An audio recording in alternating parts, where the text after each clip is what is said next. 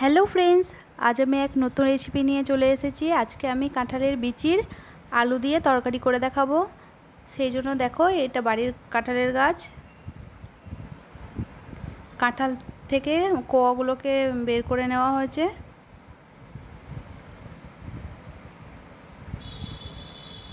এই গাছটারই কাঁঠাল।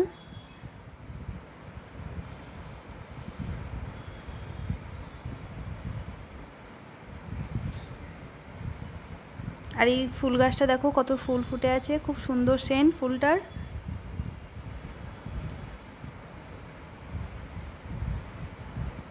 এই দেখো, কাঁঠালগুলো বের করে নিয়েছি।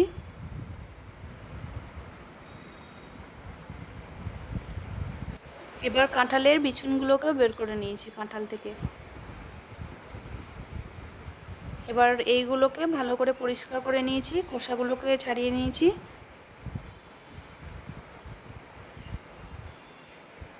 তারপরে ডুমো ডুমো করে আলু কেটে নেওয়া হয়েছে।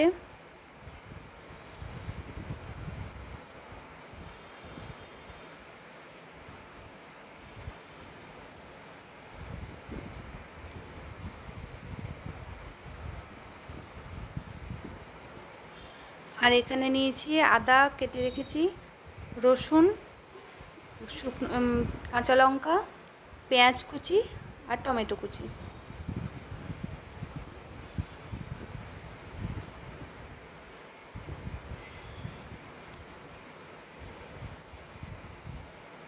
একটা গোটা টমেটো নিয়েছি।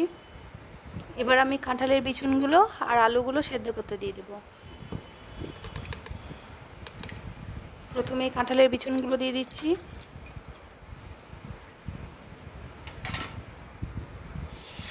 তারপরে ডুমো ডুমো করে কেটে রাখা আলুগুলো দিয়ে দিলাম।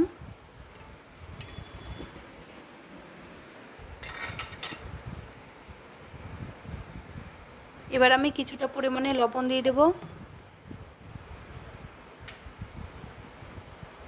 সেদ্ধর সময় লবণ দিলে পরে ভালো করে সেদ্ধ হয় এবং লবণটাও ঢুকে যায়।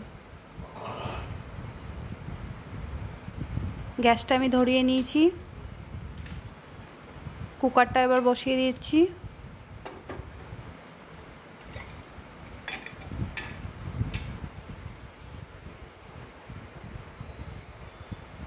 আদাটাকে আমি বেটে নেব, সেই জন্য শিলনোড়া পেতে নিয়েছি। দেখো, আদা বাটা হয়ে গেছে আমার। কিছুটা পরিমাণ রসুন বেটে নেওয়া হচ্ছে আর পেঁয়াজ কুচি বেটে নেওয়া হচ্ছে। তো মশলা আমার প্রায় রেডি হয়ে গেছে।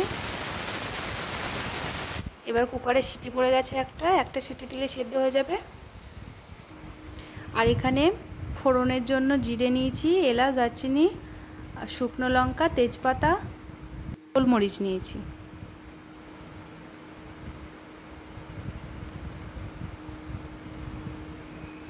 ননস্টিকের কড়াইটা আমি বসিয়ে দিয়েছি, গরম হয়ে গেছে। এবার তেল দিয়ে দিলাম।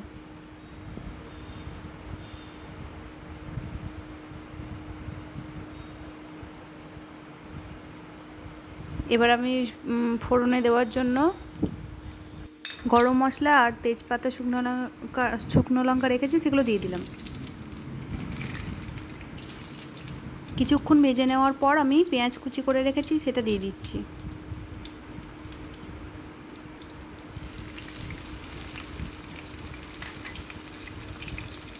পেঁয়াজটা কিছুক্ষণ লাল লাল করে ভেজে নিতে হবে।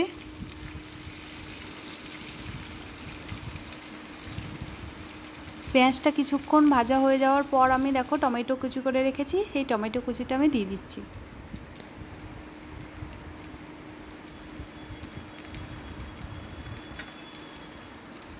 এখানে আছে লবণ, হলুদ, জিরে, লাল লঙ্কা আর চিনি, আদা, রসুন, পেঁয়াজ একসঙ্গে ভালো করে মশলাটাকে গুলে নিয়েছি জল দিয়ে। এবার দেখো, এটা সেদ্ধ হয়েছে আমার।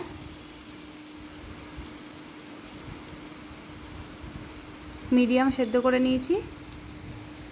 মিডিয়াম না, খুব ভালো করেই সেদ্ধ হয়েছে।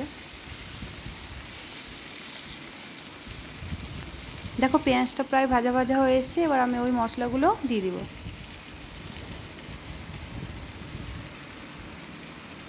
খানিকটা জল দিয়ে ভিজিয়ে রেখেছিলাম মশলাটাকে।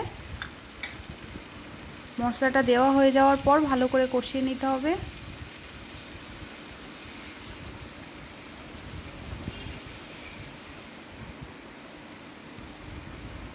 মিডিয়াম দমে খুব ভালো করে কষিয়ে নিতে হবে। দেখো প্রায় কষা হয়ে গেছে, তেল ছেড়ে এসেছে মশলাটার মধ্যে।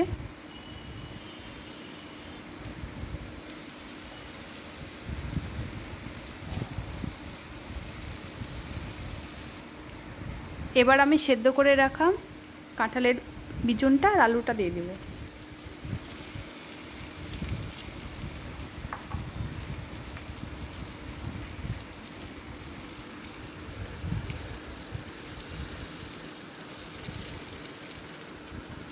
আবারও ভালো করে কষিয়ে নিতে হবে। যতক্ষণ না তেল ছাড়া ছাড়া হয়ে যাচ্ছে ততক্ষণ অবধি কষিয়ে নিতে হবে।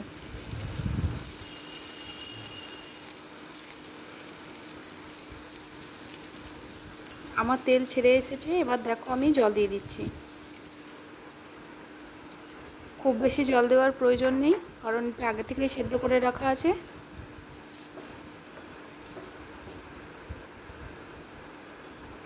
আর সেদ্ধ করা জলটা আমি ফেলে দিয়েছিলাম। এবার আমি ঢাকা দিয়ে দিচ্ছি। ঢাকা দিয়ে দমটা কমিয়ে দিচ্ছি।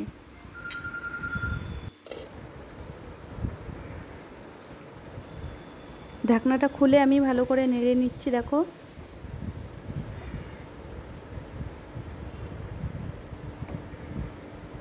বাকিটা যেটা সেদ্ধ হওয়া ছিল সেটুকুও সেদ্ধ হয়ে গেছে। এবার আমি এখানে মিট মশলা দিয়ে দিচ্ছি।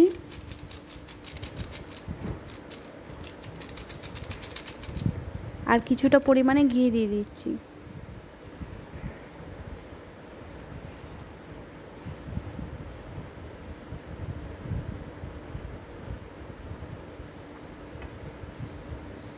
এঁচোড়ের যে কোনো রেসিপিতে একটু ঘি দিলে খুব টেস্টি হয়। আর যেহেতু এটা কাঁঠালের বিচুন, সেটা তো দিতেই হবে না।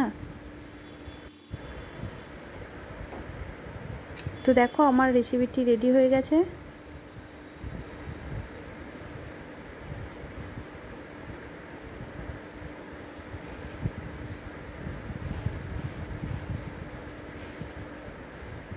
তো এই রেসিপিটি যদি আমার ভালো লেগে থাকে তাহলে লাইক করে দিও, পাশে থাকা বেলটি অন করে দিও আর সাবস্ক্রাইব করে দিও। এটা খেতে খুব টেস্টি হয়েছিল, তোমরা চাইলে একবার বানিয়ে খেতে পারো।